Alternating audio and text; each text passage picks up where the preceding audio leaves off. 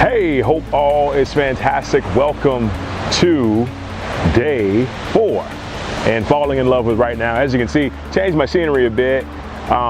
Just felt the need to come out to the beach and just really connect, and so it's interesting because last night going into here, day 4, the concept of fear came up.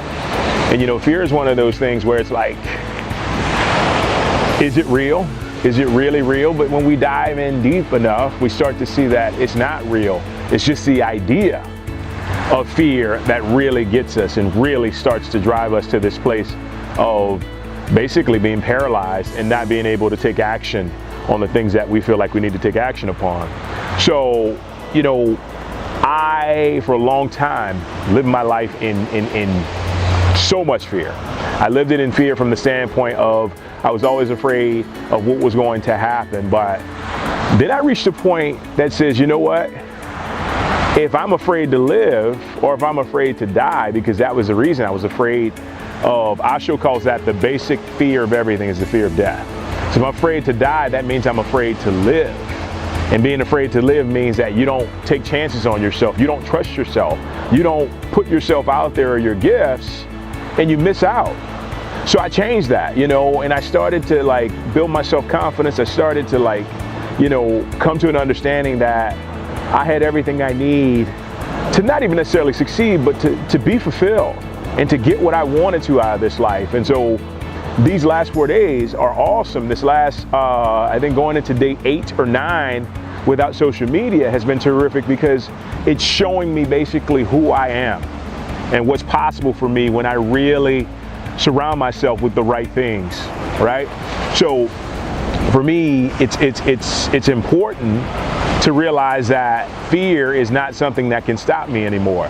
Fear is not something that can put me in a place of feeling inadequate because it's not real. It's not real, right? So, yeah, that's basically kind of what has come up here in day 4.